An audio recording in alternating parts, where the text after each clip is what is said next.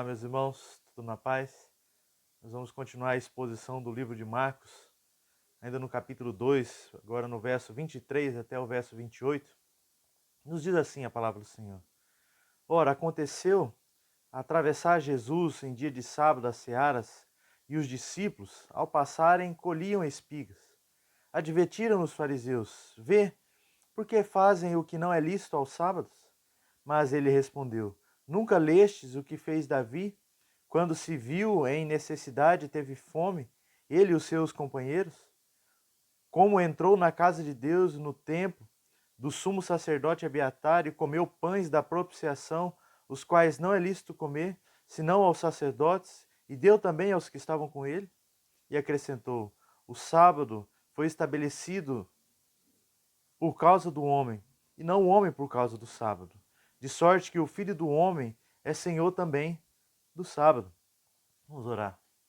Deus e Pai de nosso Senhor Jesus Cristo, fale conosco, ó Deus, através da Tua palavra, me use como instrumento do Senhor, ó Deus, que assim possamos, ó Pai, olhar para a Tua palavra, conhecer o Senhor Jesus Cristo, ó Deus, a Sua obra para as nossas vidas, ó Pai, e assim nós possamos, ó Pai, ser dia após dia fortalecido no Senhor e na força também do Seu poder, ó Pai. Assim eu oro grato ao Senhor pela Tua palavra, pela Tua revelação a nós, em nome de Jesus.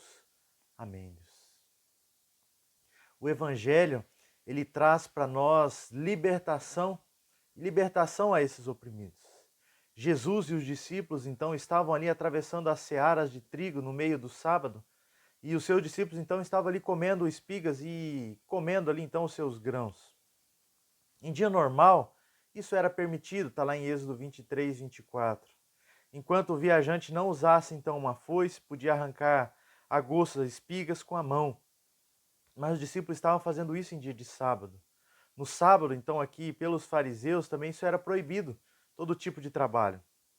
Os trabalhos tinham sido, então, classificados por eles aqui como 39 categorias. E 4 dessas 39 eram, então, de cegar, ventilhar, debulhar e preparar uma comida.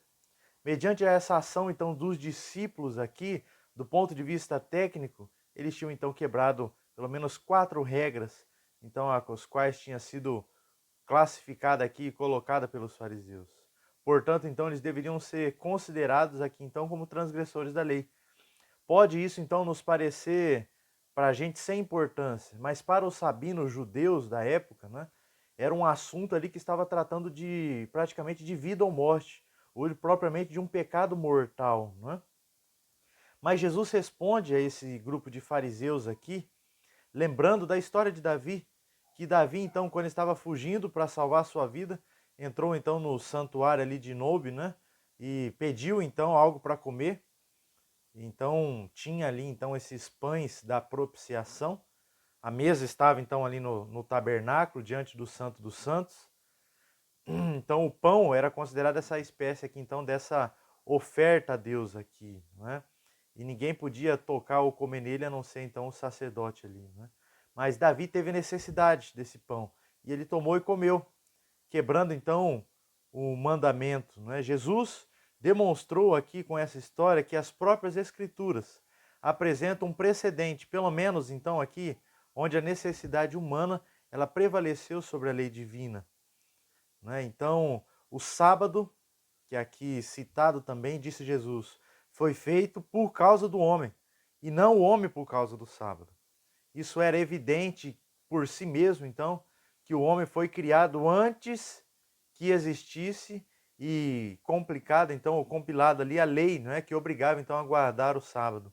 O homem não foi criado, então, por Deus para ser vítima e escravo do sábado, mas as normas e os regulamentos em torno da celebração do sábado foram criadas para a vida do homem, para se tornar então plena e melhor. O homem então não pode ser escravizado ao dia de repouso, né? O sábado então existe para que a sua vida então seja plenamente humana. E é o que nós vamos ver nessa noite, nesse dia, não é? Que o evangelho ele traz libertação a esses que estão oprimidos aqui então pela lei, não é? E pelas obrigações aqui que foram colocadas pelos fariseus aqui, né? Os discípulos não estavam fazendo algo proibido. a prática de colher espigas, né, nas searas era rigorosamente, estava de conformidade com a lei de Moisés. Deuteronômio 23, 24 e o 25. Mas os escribas e fariseus estavam escondendo essa verdade de Deus, debaixo então de uma montanha de tradição, né, a qual eles mesmos tinham fabricado. Então, como eu disse, eles apresentaram 39 regras, né, de maneira de como deveriam guardar o sábado, tornando então a sua observância um fator escravizante e um fator então opressor, não é? Segundo as escrituras, então, a norma dos fariseus, os discípulos haviam então quebrado o sábado, e isso então considerado um pecado mortal, não é? Mas quando a gente olha para a palavra de Deus, a gente vê que o conhecimento da palavra de Deus é o meio pelo qual nós nos livramos então desse legalismo. Jesus cita a escritura para os fariseus, mostrando o que nós acabamos de falar sobre Davi, não é? Que quebrou então essa lei cerimonial, comendo então os pães da propiciação ali, que era exclusivamente dos sacerdotes. Só os sacerdotes então poderiam comer, está lá em Levítico 24, 9. Mas a necessidade humana prevaleceu sobre a lei cerimonial. O autor Warren diz, analisando esse episódio na perspectiva de Mateus, afirma que Jesus usou 3 argumentos para defender os seus discípulos: que Davi o fez, que os sacerdotes o fizeram e que o profeta Oséias também diz sobre isso. Então, quando a gente olha que esses 3 aqui, tanto Davi quanto os sacerdotes e os profetas, isso tudo está mostrando aqui que eles são menores do que o Senhor Jesus Cristo, né? Até mesmo o próprio sábado é menor do que o Senhor Jesus Cristo. A lei é menor do que o próprio Senhor Jesus Cristo, né? As cerimônias são menores do que o Senhor Jesus Cristo. E tudo isso aponta para ele. Então, William Hendricks diz que Davi tinha o direito de ignorar as provisões então das cerimônias aqui, porque a sua necessidade exigia então, né? Então, se a necessidade do propriamente Davi exigiu e ele o fez e não errou, né? Então não teria Jesus, o Filho de Deus, né, sentido muito mais evidente o direito das mesmas condições então de necessidades? Deixar de lado os argumentos sabáticos não autorizados feitos pelo homem? O pão da propiciação nunca foi sagrado quando foi utilizado para alimentar esses homens que estavam com fome. O sacerdote ele entendeu que a necessidade dos homens é mais importante do que os regulamentos cerimoniais. O dia de descanso nunca é tão sagrado quanto usado para prestar ajuda aos necessitados. Em terceiro lugar, o homem vale mais do que os ritos sagrados. John Charles Hyde diz que o sábado para Adão, Deus fez o sábado para Adão no paraíso e revogou isso então no Monte Sinai, e foi feito para toda a humanidade, não apenas para o povo judeu, foi feito para o benefício e a felicidade do próprio homem. O sábado foi feito para o bem físico, mental e espiritual do homem. Ele foi dado como uma bênção e não como um fado. Esse foi o propósito para o sábado, foi criado por Deus. E Jesus está dizendo que isso, então mostrando aqui que a religião cristã não consiste em regras. As pessoas são mais importantes do que o sistema. E a melhor maneira da gente adorar a Deus é ajudando as pessoas. A melhor maneira de fazer uso das coisas sagradas é pondo-se então em serviço, né, daqueles que têm necessidade. É o único modo autêntico de dá-las a Deus, então aqui oferecer essas ofertas a Deus, diz William Buckley. Então, em quarto lugar e último, o senhorio de Cristo ele traz libertação, né, e não traz escravidão. Jesus ele é Senhor do sábado. Seu senhorio não é escravizante nem opressor. O legalismo, ele sim, é um caldo mortífero que envenena, asfixia e mata as pessoas. Ele é agressivo, ele é massacrante. Chegou ao ponto então de transformar o que Deus criou para aliviar o homem num tirano e cruel.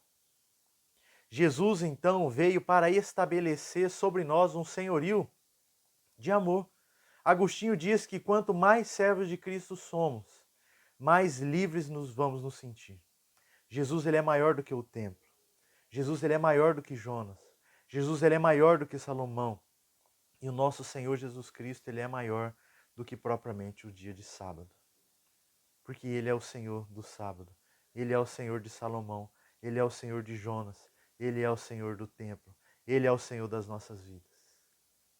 Nosso Senhor Jesus Cristo, Ele é maior do que tudo e todos. E esse mesmo Senhor nos convida a irmos a Ele, deixando de lado os nossos fardos, deixando de lado as tradições, a religiosidade, e sigamos aquele que cumpriu a lei em nosso lugar. Seguimos aquele que foi oprimido, foi rejeitado, foi zombado, foi maltratado, morreu na cruz em nosso lugar. E ele nos convida a ir a ele. Está lá em Mateus 11, 28 a 30. Vinde a mim todos os que estáis cansados e sobrecarregados, e eu vos aliviarei. Tomai sobre vós o meu jugo e aprendei de mim, porque sou manso e humilde de coração, e achareis descanso para a vossa alma. Porque o meu jugo ele é suave e o meu fardo é leve. Então, meus irmãos, nesse texto, o Senhor Jesus Cristo aqui, relatado por Marcos, né, está no seu ministério ensinando os seus discípulos que ele mesmo, o Evangelho, o próprio Cristo, ele é maior do que propriamente a lei, do que o sábado, do que as cerimônias. Meus irmãos, e é a ele que nós devemos seguir, é ele que nós devemos buscar, deixar de lado, abandonar tudo aquilo que tem nos deixado preso, para que a gente possa servir a Cristo de uma forma livre, não é, com uma liberdade agora em Cristo Jesus, não é? E abandonando então tudo aquilo que estava nos deixando preso, o pecado, a religiosidade, para que a gente possa servir a Cristo e amá-lo de todo o nosso coração. E adorando a Ele em espírito e em verdade, assim nós vamos então estar cumprindo o mandamento de servir a Ele e amar a Ele. Então, meus irmãos, eu não sei o que tem te deixado preso, não é? Mas olhe para o Senhor Jesus Cristo. Busque o Senhor Jesus Cristo. Ele é o único que pode, então, te libertar de todo o peso, então, dessa escravidão. Ele que pode, então, te libertar, então, desse legalismo mortífero e venenoso aqui, não é? Que mata a vida das pessoas. Mas se achega ao Senhor Jesus Cristo. Ele que já cumpriu toda a lei no meu e no seu lugar. Chegue-se a Ele em gratidão, em adoração. Bendiga Ele pelo que Ele é e pelo que Ele fez pelas nossas vidas. E se você ainda não o conhece, eu te convido então a buscar, a conhecer ainda mais o Senhor Jesus Cristo na palavra de Deus. E assim eu quero orar por você. Eu quero suplicar que o Senhor esteja cuidando, abençoando e sustentando a sua vida, fazendo com que você seja liberto e seja então mais firme e possa adorar ao Senhor com liberdade, em adoração, em uma vida então de retidão diante dele. Vamos orar. Deus e Pai de nosso Senhor Jesus Cristo, a tua palavra, Deus, nos mostra e nos apresenta o Senhor, ó Deus, acima de tudo e acima de todos. Acima da lei, ó Deus, acima, ó Deus, das cerimônias, acima da religião, ó Deus. Mas nós cremos, ó Pai, nisso e nós suplicamos a Ti, ó Deus, que o Senhor esteja nos fazendo nos aproximar de Ti, ó Deus, e retirando de sobre nós, ó Pai, todo esse peso, ó Deus, da religião, todo esse peso, ó Pai, dessa religiosidade, para que a gente possa servir ao Senhor, ó Deus, com liberdade. E essa liberdade, ó Deus, ela é do Senhor, ó Pai, não é uma libertinagem, mas é uma liberdade no Senhor, onde nós vamos viver para honrar, agradar, obedecer e cumprir o Teu querer. Assim eu oro, Deus, suplicando pelas vidas dos meus irmãos, ó Pai, que estão ouvindo essa mensagem, que o Senhor esteja, ó Pai, repousando sobre eles, ó Pai, na Tua palavra, para que eles venham conhecer, venham servir, venham viver e venham principalmente crer, ó Pai, no Senhor como único e suficiente Senhor e Salvador. Vinde a mim todos os que estáis cansados e sobrecarregados, é o Teu convite. Possamos nos achegar ao Senhor e assim, Deus, o encontrarmos. E encontrando, ó Pai, teremos vida e vida em abundância. Abençoe os meus irmãos, ó Pai, que têm passado por dificuldades, ó Pai, sejam elas financeiras, espirituais, emocionais. Aqueles, ó Pai, que têm perdido seus entes queridos, ó Deus, que o Senhor esteja, ó Pai, confortando esses corações, ó Pai. Conforte, ó Deus, o coração agora, ó Pai, da minha tia Fátima, ó Deus, que acabou de perder o seu esposo agora há pouco, e que o Senhor esteja, ó Pai, confortando, consolando o seu coração. e consolando o coração da nossa família, ó Deus. E que nesse momento, Deus, nós possamos olhar para Ti, saber que o Senhor é o Senhor também sobre as nossas vidas. E assim, Deus, que possamos confiar, crer, ser fortalecido no Senhor dia após dia. Ó Deus, eu coloco também diante do Senhor a vida dos meus irmãos que têm passado por um momento de depressão, ó Deus, que o Senhor esteja restaurando as suas saúdes, ó Pai, a sua vida, para que eles possam olhar para Ti e ser curados pelo Senhor, ser libertos, ó Pai, dessa escravidão, ó Deus, da depressão. Que o Senhor esteja, ó Pai, ajudando, ó Deus, os meus irmãos que têm perdido seus empregos, ó Pai, que têm tido seus salários reduzidos, ó Pai, que têm passado por dificuldades financeiras, ó Pai, que o Senhor esteja suprindo todas as suas necessidades. Nos abençoe, nos guarde, nos perdoe também dos nossos pecados, ó Pai. E é assim que eu oro, nos livre também desse vírus, ó Pai, para que possamos continuar a servir ao Senhor, ó Deus, e ainda mais com zelo, amor e temor e tremor diante do Senhor. Assim eu oro no nome de Jesus. Amém, Deus.